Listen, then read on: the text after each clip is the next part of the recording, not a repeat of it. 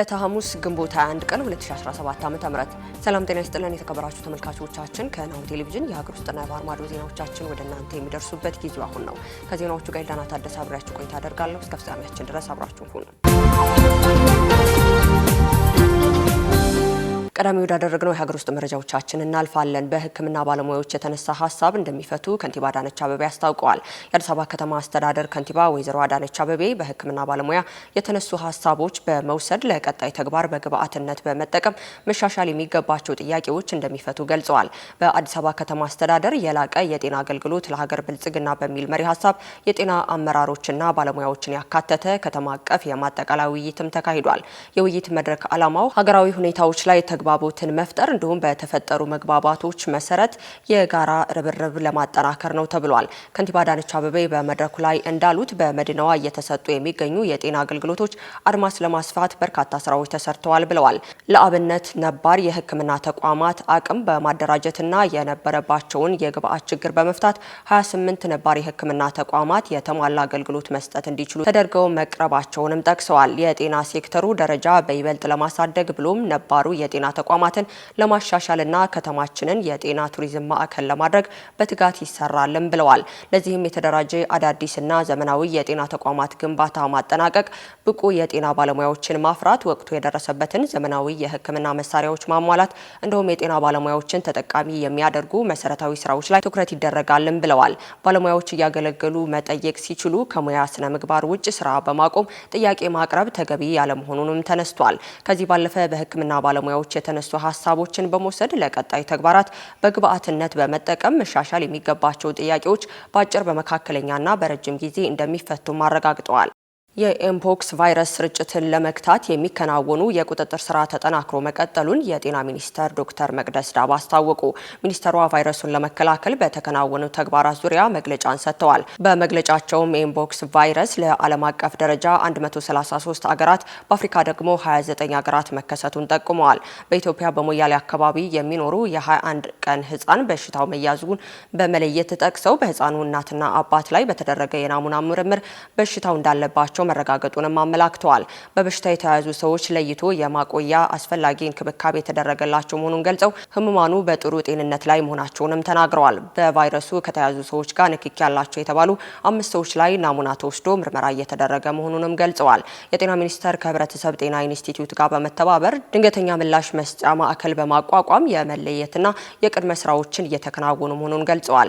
በድንበር አካባቢ በአየርና በየብስ መውጫና መግቢያ በሮች የቁጥጥር ስራ ተጠናክሮ መቀጠሉንም ተናግረዋል። ከንክኪ ልየታ አኳያ የተጠናከረ ስራ እየተሰራ መሆኑን የገለጹት ሚኒስትሯ የላቦራቶሪ አቅምን በማሳደግ አስፈላጊውን የሕክምና ቁሳቁስ በማሟላት የመከላከል ስራ እየተሰራ ነውም ብለዋል። ይህ በእንዲህ እንዳለ በኢትዮጵያ የኤምፖክስ ቫይረስ የተያዙ ሰዎች ቁጥር መጨመሩም ተገልጿል። ከአንድ ሳምንት በላይ ስራ አቁመው የነበሩ የመቀለ ከተማ ዳኞች ከዛሬ ጀምሮ ወደ ስራ እንደሚመለሱ ተገለጸ። ከግንቦት 11 ቀን 2017 ዓ.ም ጀምሮ ስራ አቁመው የነበሩ የመቀለ ከተማ ፍርድ ቤቶች ስራቸውን እንደሚጀምሩ ከስምምነት ላይ መድረሱን የትግራይ ክልል ጊዜያዊ አስተዳደር አስታውቋል።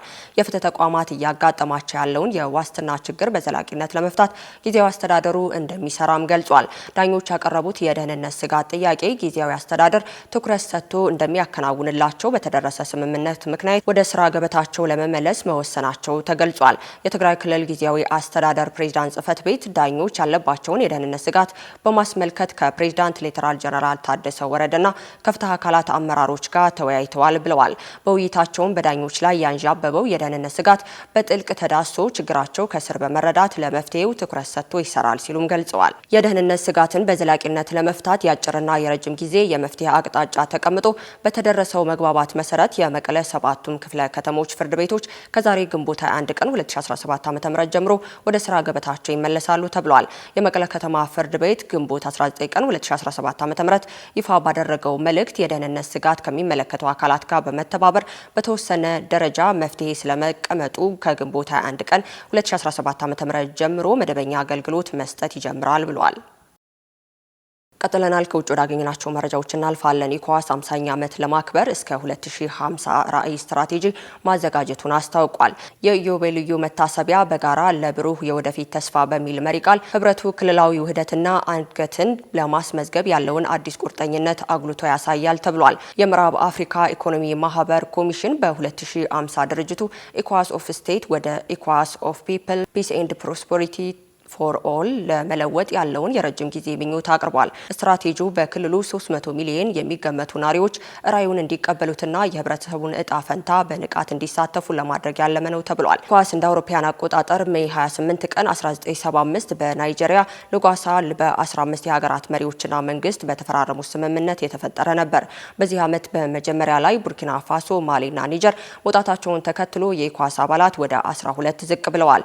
የኢኮዋስ ኮሚሽን ፕሬዚዳንት ዶክተር አርማ አሊዮ ቱራ ለሱፐርቲኒክ አፍሪካ በሰጡት ቃለ ምልልስ እንደገለጹት ከኢኮዋስ ውስጥም ሆነ ከኢኮዋስ ውጭ ያሉ የምዕራብ አፍሪካውያን መከፋፈልን፣ መግባባትና በትብብር እንደሚያሸንፉም ተናግረዋል።